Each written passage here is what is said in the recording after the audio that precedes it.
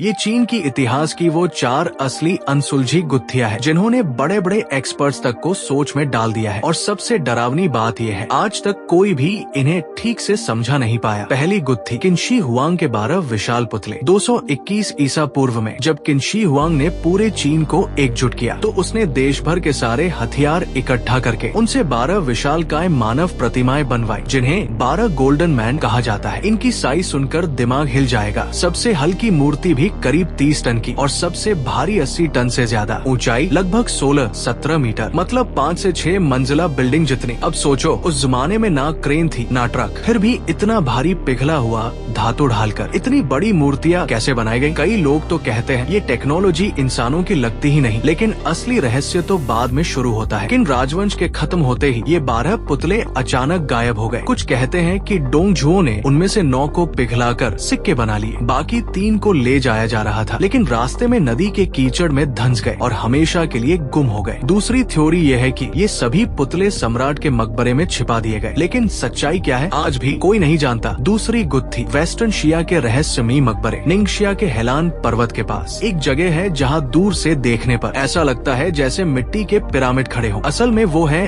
Western शिया राजवंश के शाही मकबरे, लेकिन ये जगह बेहद अजीब है। यहाँ ना घास उगती है और ना ही कोई पक्षी बैठता है। चारों तरफ रेगिस्तान में बाकी जगहों पर घास उग चुकी है, लेकिन ये 1000 साल पुराने मकबरे आज भी बिल्कुल साफ जैसे अभी बनाए गए हों। और सबसे अजीब बात, इतने सारे पक्षी होने के बावजूद कोई भी इनके ऊपर नहीं बैठता, सब इनके ऊपर से घूमकर निकल जाते हैं। और जब इन मकबरों को ऊपर से देखा गया तो पता चला कि ये 9 मकबरे आसमान के बिग डिपर सप्तऋषि तारा मंडल जैसी आकृति में बने हैं। अब सवाल ये है, क्या पहले सम्राट को पहले से पता था कि कुल 9 पीढ़ियां होंगी और उसने पहले ही ये पूरी लेआउट प्लान कर दी? अगर हाँ, तो क्या उसे भविष्य देखने की शक्ति थी? तीसरी गुत्थी, गुइझोउ की रहस्यमयी लाल चट्टान की किताब। गुइझोउ के घने जंगलों में एक लाल चट्टान पर 20 से ज्यादा अजीब सिंबल्स उकेरे गए हैं। देखने में वो ना पूरी तरह लिखावट लगते हैं, ना ही सिर्फ चित्र जैसे कोई कोडेड लैंग्वेज हो। इसे रेड क्लिफ हेवनली बुक कहा जाता है। सबसे हैरान करने वाली बात यह है कि हजारों साल बारिश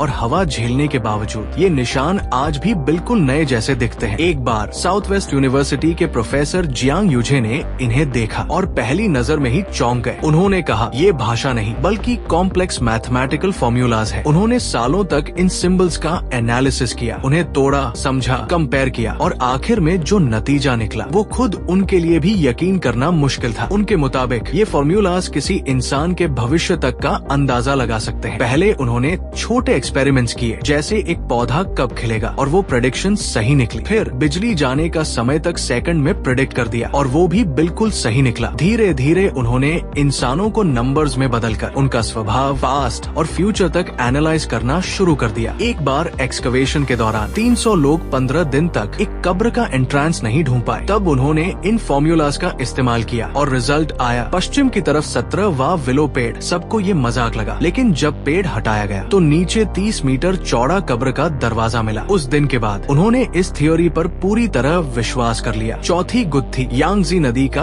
अचानक सूख जाना। इतिहास में यांगजी नदी कम से कम 2 बार अचानक सूख चुकी है। पहली बार 1342 में युआन राजवंश के दौरान, जहाँ बाढ़ के बीच अचानक एक रात में नदी पूरी तरह खाली हो गई। नदी का तल दिखने लगा, मछलियाँ उछलने लगी और लोग नीचे उतरकर उन्हें पकड़ने लगे। दूसरी घटना और भी डरावनी थी। 13 जनवरी 1954 शाम 4 बजे अचानक नदी का पानी पीछे हटने लगा और सिर्फ 2 घंटे में पूरी नदी सूख गई। बड़े बड़े जहाज कीचड़ में फंस गए। लोग खुशी से मछलियाँ बटोरने लगे, लेकिन अगली सुबह पानी अचानक वापस आ गया तेजी से। कई लोग समय पर भाग नहीं पाए और बह गए। कुछ लोग कहते हैं ये टेक्टोनिक एक्टिविटी थी। कुछ इसे 30 degree north latitude mystery zone से जोड़ते हैं, जहाँ बर्म्यूडा ट्रायंगल जैसे रहस्य भी आते हैं, लेकिन असली कारण आज भी एक रहस्य ही है।